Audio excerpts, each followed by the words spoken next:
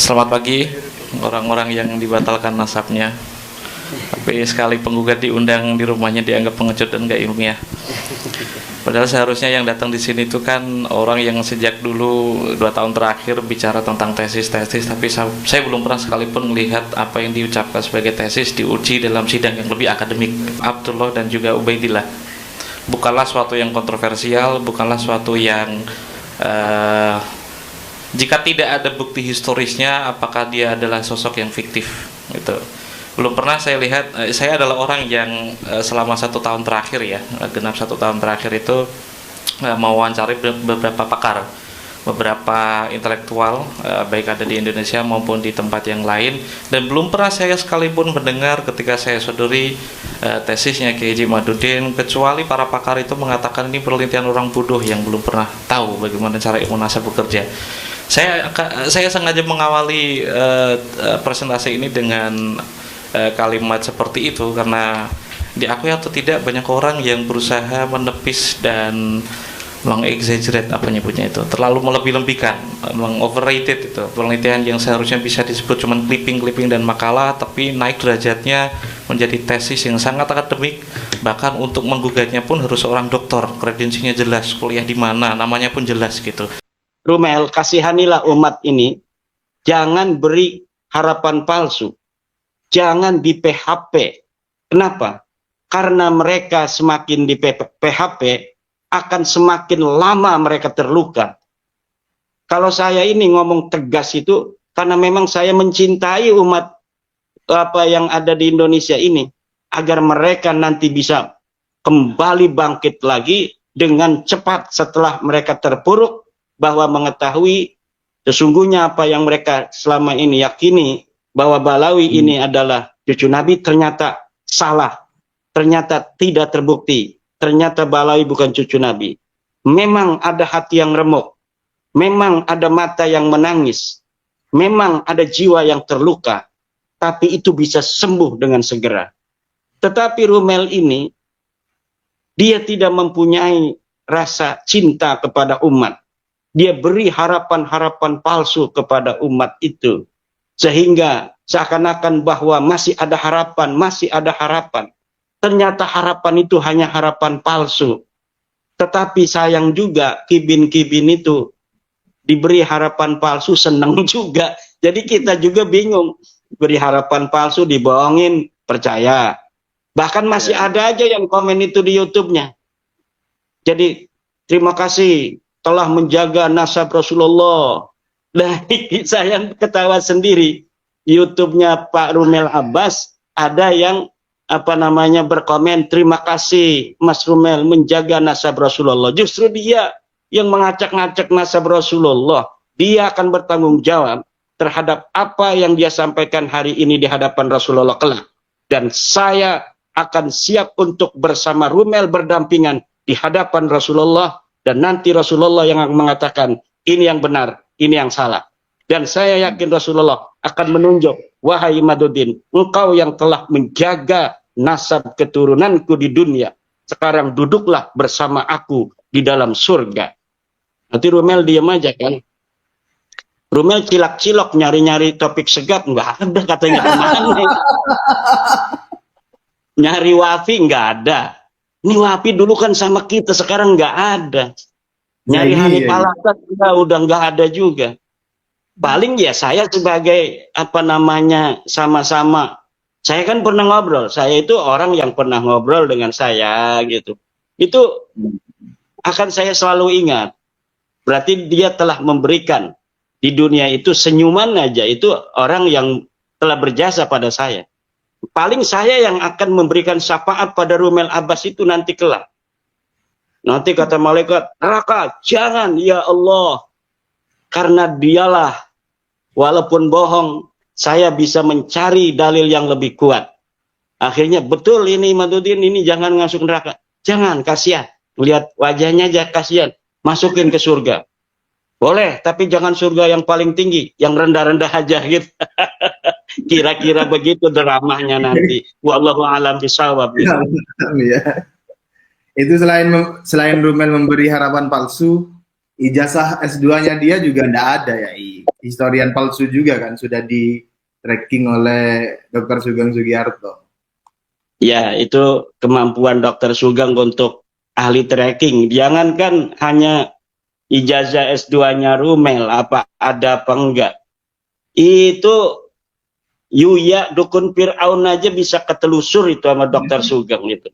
Saya taklid di dalam masalah apa namanya itu DNA itu kepada Syekh Dokter Sugeng Kondang Sugiharto rahimahullah wa hafizahullah. Ya, ya, ya. Baik, Yai. Yai, ini selain yang tadi, monggo Yai sambil ngerokok dulu ya. Ini udah halal. Halal. Ya, ini juga di video berseliweran, itu video apa nih? Kalau di sini ya Tengku Kori lah, meskipun saya tidak tahu itu betulan Tengku atau tidak ya. Tapi ini penamaan aja, Tengku Kori itu ya mungkin safari dakwah atau bisa dikatakan luntang lantung pergi ke pendukung itu budak-budak Baklawi itu ya. Terakhir itu ya di video itu kan Tengku Kori itu semacam presentasi memiliki antitesis di hadapan, kalau tidak salah ya, Kiai Haji Muchtar Sukabumi gitu. Itu kalau tidak salah, tolong kalau saya salah tolong dikoreksi. Tanggapan Kiai Imat tentang peristiwa itu gimana ya Imat? Ya Tengku kalau ke Kiai Muchtar Sukabumi cocok tuh, sama-sama apa namanya budaknya Balawi ya. Jadi memang Tengku itu lebih cocok, dari dulu seharusnya itu sudah jadi pendukungnya Balawi. Jadi kalau sama kita kan kurang cocok, tapi kalau sama Balawi saya melihatnya itu cocok itu Tengku. Jadi ini kesempatan itu buat Balawi, kalau mau pakai Tengku silakan itu. Ya tergantung pada Taufik Segaf, Rizik Syihab tuh mau dipakai apa enggak itu. Tengku Kori itu udah siap dengan antitesis katanya. Ya. Berarti ini ya, tidak ada yang disesali begitu ya? Atau disayangkan? Siapa yang menyesal? Ya maksudnya dari Tengku Kori apa namanya itu ya? Ya safari lah, ya, safari gitu. Ya Tengku kan udah dewasa, dia bisa untuk memilah apa yang menguntungkan dirinya kan. Kalau kita para pejuang-pejuang ini, yang menguntungkan kita adalah ketika melihat masyarakat Islam ini dapat terbebas dari belenggu yang selama ini menggelantungi leher kemanusiaan mereka. Mungkin bagi Tengku beda lagi. Itu silakan saja, itu hak setiap orang untuk menempatkan diri ada di mana dan sebagai apa.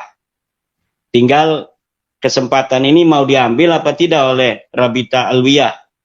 Tengku misalnya diambil untuk menjadi wakil mereka dalam debat dengan saya misalnya. Itu silakan saja. Siapa tahu benar itu antitesisnya. Iya. Siapa tahu benar akhirnya Robito Alawiyah memiliki keberanian untuk debat langsung tatap muka, tidak kabur-kabur terus seperti dulu-dulu ya. Ya, itu saya harapkan begitu. Mungkin nanti bisa untuk dibaca dulu antitesisnya. Kan dia pakai antitesis itu. Ini antitesis gitu aja. Dibaca dulu mungkin. Setelah dibaca, kira-kira ini hebat ini. Coba kasih surat tugas perwakilan untuk berdebat dengan saya. Kapan aja saya siap. Iya, siap ya, insya Allah. Oke, baik, Yai. Kita geser lagi, Yai. Dari Tengku Kori kita ke Kiai Ja'far, Yai.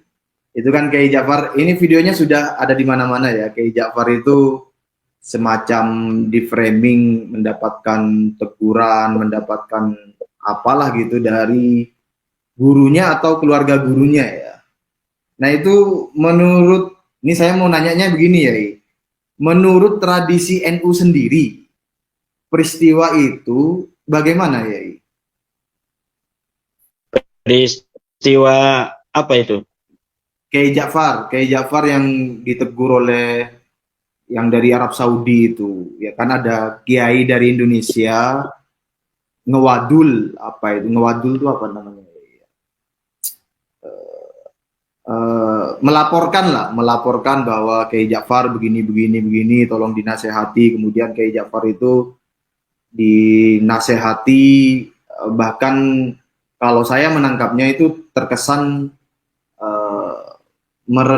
terkesan ya, ini saya sepenangkapan subjektif saya ya, terkesan menekan, terkesan juga ada rasa-rasa meremehkan, ini anak kecil dan lain sebagainya itu ya kan masih belum tahu video itu ya. Ya, saya paham. Ya, Kiai Ja'far kan beliau mendukung tesis saya, ya kan begitu.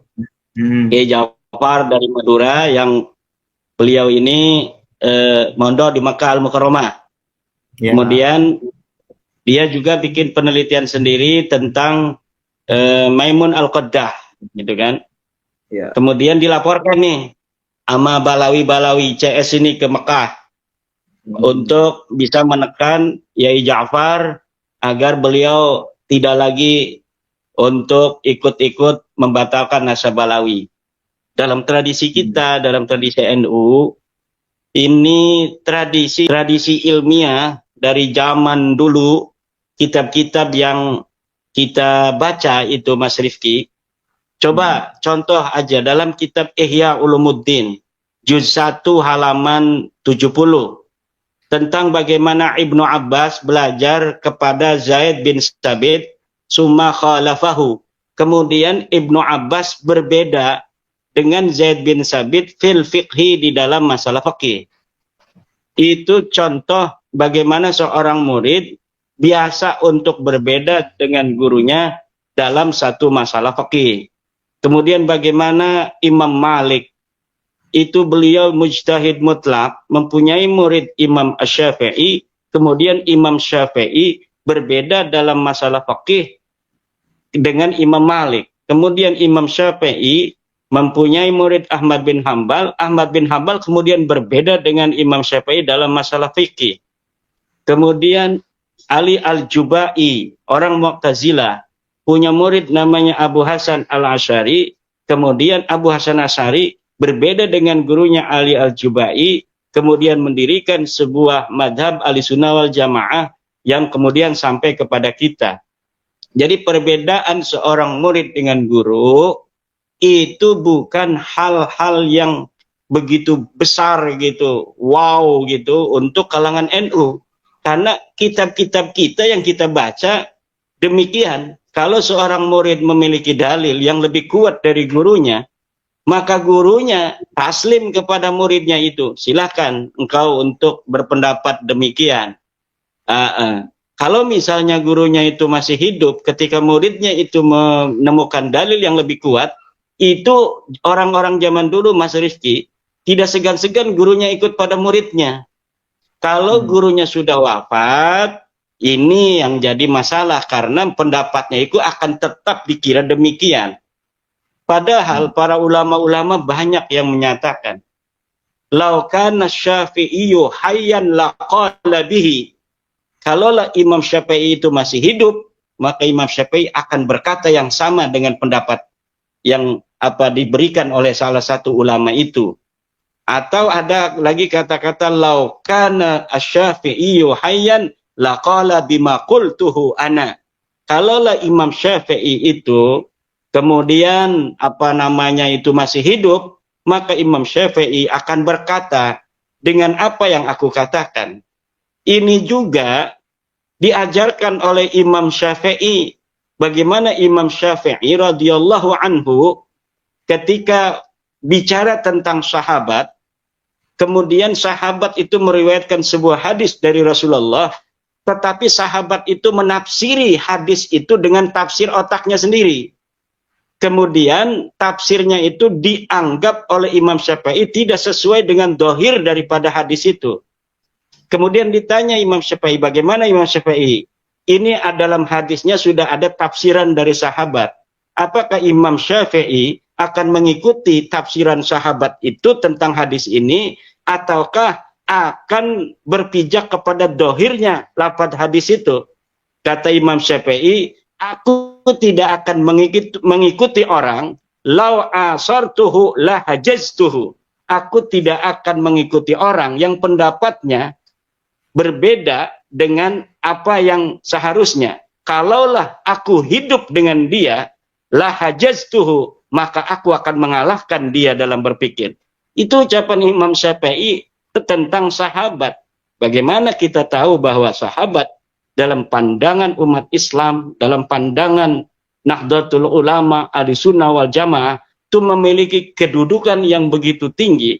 Tetapi bagi kalangan-kalangan akademisi, ilmuwan, ulama seperti Imam Syafi'i, ya kedudukan manusia itu selain Rasulullah pendapatnya adalah sama, bisa ditolak juga bisa diterima. Imam Malik radhiyallahu anhu mengatakan, kullu ahadin yuqbalu qawluhu wa yuraddu ila sahib hadal qabri. Setiap orang kata-katanya bisa ditolak dan bisa diterima kecuali orang yang memiliki makam ini. Makam ini maksudnya Rasulullah, karena Imam Malik hidup di Madinah berdekatan dengan makamnya Rasulullah Muhammad SAW. Jadi seharusnya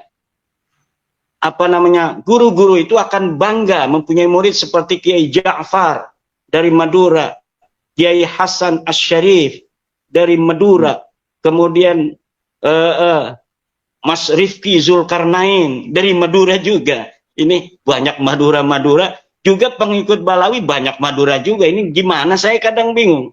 Orang Madura ini punya keanehan. Tegung saya banyak dari Madura, tapi yang roasting saya juga dari Madura. Ini Madura ini bagaimana sebenarnya ini?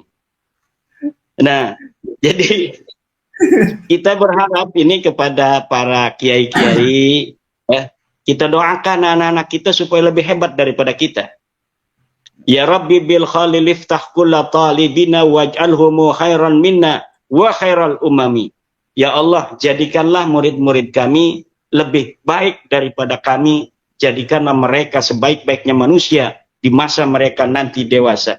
Ini yang seharusnya didoakan oleh seorang guru kepada muridnya.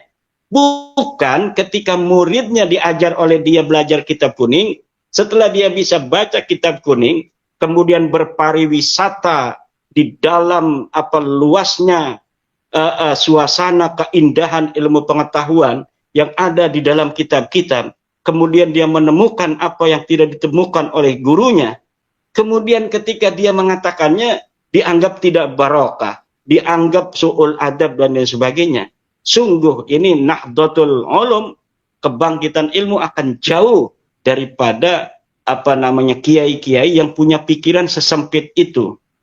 Kenapa itu ulama-ulama di tahun 250 Hijriah, 300 Hijriah sampai 400 Hijriah itu luar biasa ilmu pengetahuan ketika itu, sehingga muncullah namanya perdebatan antara orang Mu'tazilah dengan orang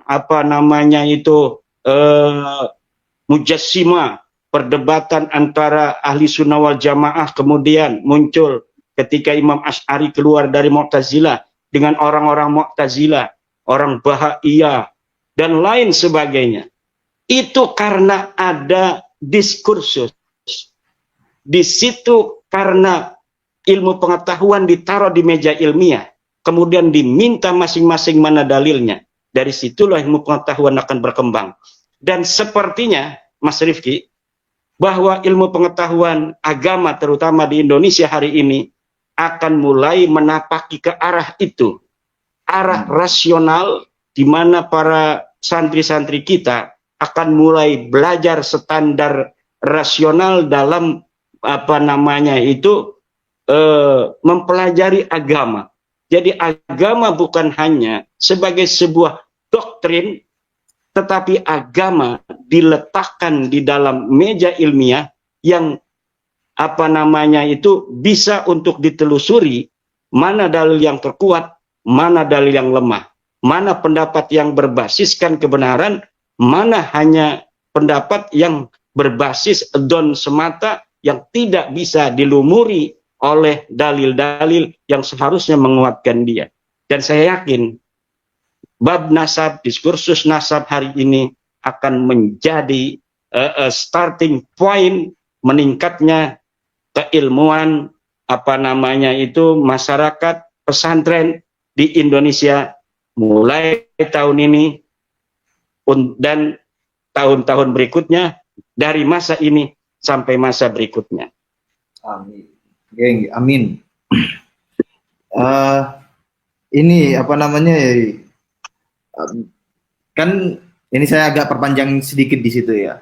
Itu kan juga ada beberapa kasus sekitar 1,5 tahun atau 2 tahun yang lalu itu ada santri yang dipecat dari pondok pesantrennya karena protesis Kiai. Itu kan ada ya, nama pondok pesantrennya saya lupa, saya ingat tapi saya khawatir keliru gitu. Itu kan patternnya kita lihat begitu, Gus Aziz Jazuli ditegur menggunakan surat, kemudian ada pondok pesantren mengeluarkan surat edaran, pondok santri yang protesis ada yang dipecat begitu. Itu patternnya itu klan Habib Alwi ini menggunakan kekuatan otoritas guru untuk menekan dan memaksa santri-santrinya begitu. Ya, kalau bagaimana pandangan Yai tentang pola operasional guru murid semacam itu yang kita lihat itu? Itu pola-pola non ilmiah dari sebagian kalangan-kalangan sufi-sufi yang tersesat.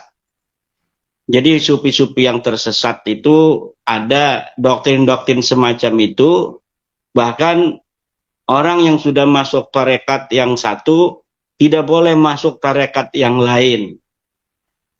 Jadi dia menganggap tarekat itu sebagai sebuah basis kekuatan sosial gitu.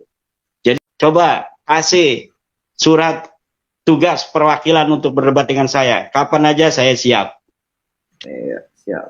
Jadi kekuatan di Lampung ini NU-nya luar biasa, baik dari struktur PCNU, PWNU maupun dari banom-banom semacam Jatman ini kegiatannya luar biasa gitu.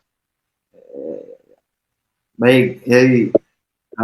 Untuk tentang Lampung kita geser dari Lampung, kita geser ke Surabaya ini, Yai. Ke isu ini berikutnya. Saya sambil merokok karena sekarang rokok ini bukan hanya orang NU yang sudah menghalalkan, orang Wahabi pun sudah fatwa Ustadz Bajrai itu bahwa rokok halal. Ini menunjukkan bahwa apa yang selama ini diyakini oleh kiai-kiai NU bahwa rokok ini hukumnya makruh, hasil bahsul masail itu bahkan dihukumi oleh orang Wahabi sekarang bukan hanya makruh tapi halal katanya. Bahasa Wahabi itu halal dan haram saja tahunya kan, bahwa rokok itu adalah halal. Itu orang Wahabi sekarang. Jadi tidak relevan lagi kalau ada orang-orang Wahabi yang ngomong orang merokok itu adalah yang tidak pantas ilmunya untuk diikuti, karena ternyata orang Wahabi sendiri itu dalam fatwa-fatwanya tidak ada ijma kesepakatan bahwa rokok itu adalah haram. Tetap di dalam Ba'lawi sendiri, bukan Ba'lawi, temennya Wahabi. Dalam Wahabi sendiri ada perbedaan pendapat, yaitu ada yang mengatakan halal, ada yang mengatakan haram. Kalau kita kan orang NU makruh. Ini makruh itu adalah hati-hati tidak mengatakan mubah gitu. Makruh itu luar biasa. Kiai-kiai sudah senang merokok tapi mengatakannya cuma makruh bukan mubah. Tapi orang Wahabi beda. Dia itu hukum hitam putih. Ketika sudah ketahuan merokok, maka orang Wahabi katakan rokok adalah halal. Terima kasih. Ya, saya juga nonton itu videonya itu. Halal. Ya, ini saya mau nanya pendapat Kiai Imad tentang dialektik, kalau bisa dikatakan dialektika ya, atau komunikasi lah. Komunikasi antara Kiai Nur Ihya Salafi Surabaya dengan Kiai Nur Ihya yang menyampaikan data kepalsuan manuskrip Rumel, kemudian Rumel membantah. Nah, itu detailnya itu ya ada di video masing-masing ya. Tanggapan Kiai Imad tentang peristiwa tersebut gimana, Kiai Imad? Ya, saya juga nonton. Jadi kan begini itu kronologisnya. Di dalam buku Hanif Alatas dan kawan-kawan, buku keabsahan itu, ada sebuah sanad hadis untuk mengatakan bahwa Alawi bin Ubaid ini orang historis. Mereka membuat sanad hadis bahwa Alwi ini meriwayatkan hadis kepada muridnya Abdullah bin Basri. Abdullah bin Basri meriwayatkan pada muridnya namanya Abul Qasim An-Nafat. Abul Qasim An-Nafat meriwayatkan kepada muridnya tahun 461 Hijriyah, yang bernama muridnya itu Ali bin Ja'far Al-Asqar. Itu kata Yai Ihya, ini sanad palsu, manuskrip palsu. Memang manuskripnya nggak ada. Manuskripnya nggak disebutkan oleh buku Hanif Alatas. Dia hanya menyebut di dalam buku itu, dalam buku keabsahan itu, sebuah sanad hadis yang menyebut nama Alwi, Ubaid, segala macam itu hanya untuk mengatakan bahwa orang ini ada. Alwi itu historis. Abdullah bin Basri itu historis. Bahwa keluarga Balawi sudah ada dalam sanad-sanad hadis. Padahal sanadnya palsu, manuskripnya palsu, hadisnya juga nggak ada. Itu nggak ada hadisnya di situ. Nah, lalu bagaimana menurut saya? Kritikan dari Kiai Nur Ihya Hadinegoro itu tepat sekali, bahwa Ali Al-Asqar An-Nazu itu wafat 327 Hijriah. Bagaimana orang yang wafat 327 Hijriah itu bisa meriwayatkan hadis pada muridnya Abul Qasim An-Nafat pada tahun 461 Hijriah? Dari mana itu Kiai Ihya tahu bahwa Ali Al-Asqar An-Nazu itu wafat pada tahun 327?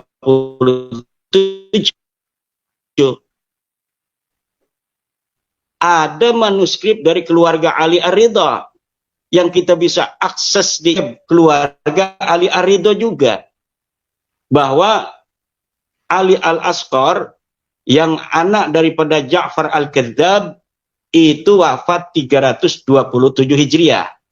Bagaimana orang yang wafat 327 Hijriah itu bisa meriwayatkan hadis pada tahun 461 Hijriah?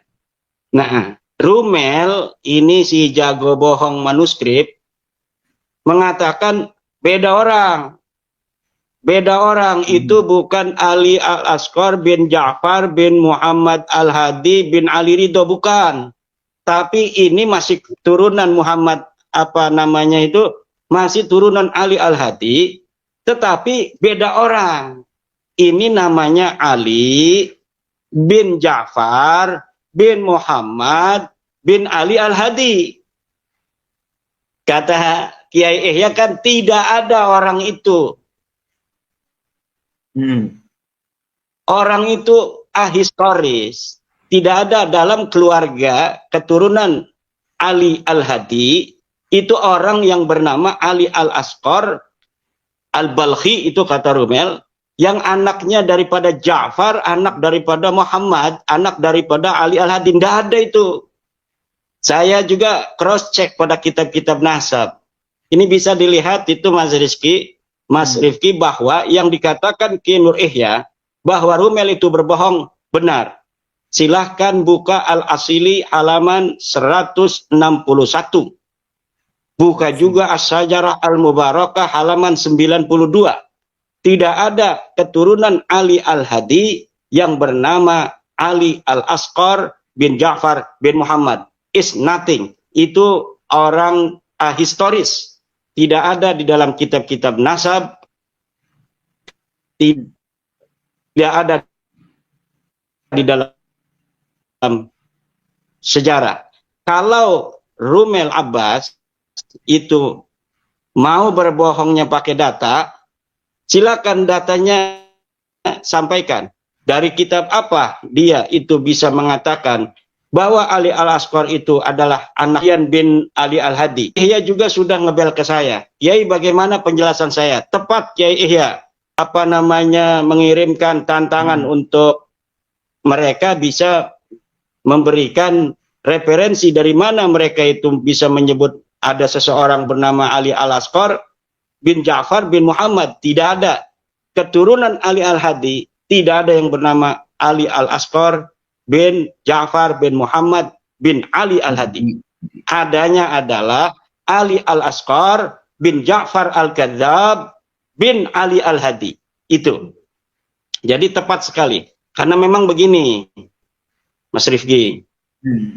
Mereka ini sudah tidak punya data apa-apa lagi.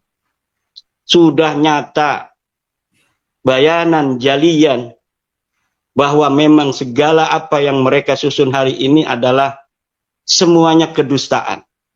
Nasab itu tidak tersambung pada Rasulullah.